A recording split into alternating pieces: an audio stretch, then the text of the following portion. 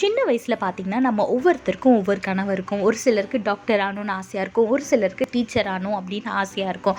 ஆனால் அதுக்கேற்ற மாதிரி 10th 12thலலாம் நல்ல ஒரு குரூப்பை செலக்ட் பண்ணி அந்த ஃபீல்டுக்கு ஏற்ற மாதிரி குரூப்பை செலக்ட் பண்ணி அதுக்கப்புறம் காலேஜில் போய் அந்த மாஸ்டர்ஸ்லாம் முடிச்சுட்டு அதுக்கப்புறம் தான் நம்ம டாக்டராகவோ இன்ஜினியராகவோ டீச்சராகவோ ஆக முடியும்.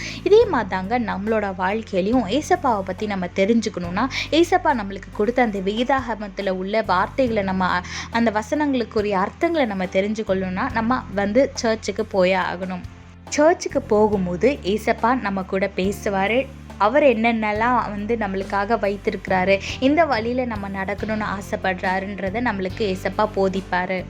வேதத்தில் பாருங்கள், மிகா 4:2 போட்டிருக்கு, தேவனுடைய ஆலயத்துக்கு போவோம் வாருங்கள், அவர் தமது வழிகளை நமக்கு போதிப்பார்னு போட்டிருக்கு. எப்படி டாக்டர் ஆகணும்னா மெடிக்கல் காலேஜ் போய் அதுக்கானதை படித்து அதுக்கான ஒரு ப்ராக்டிஸும் ஒரு டாக்டராக ஒரு சில நாட்கள் நம்ம வேலை பார்த்து எப்படி அதுக்காக எல்லாவற்றையும் ஆயத்தப்படுத்துகிறோமோ அதே மாதிரி நம்மளோட ஆவிக்குரிய வாழ்க்கையில் நம்ம நல்லா இருக்கணும், ஏசப்பாக்கு பிரியமான வழியில் நடக்கணும், ஏசப்பா சித்தம் இன்னதென்று நம்ம தெரிந்து நடக்கணும் அப்படின்னா நீங்கள் சர்ச்சுக்கு போகிறது ரொம்ப முக்கியம். அதனால் எப்போவுமே சர்ச்சுக்கு போகிறத நீங்கள் மிஸ் பண்ணிடாதீங்க.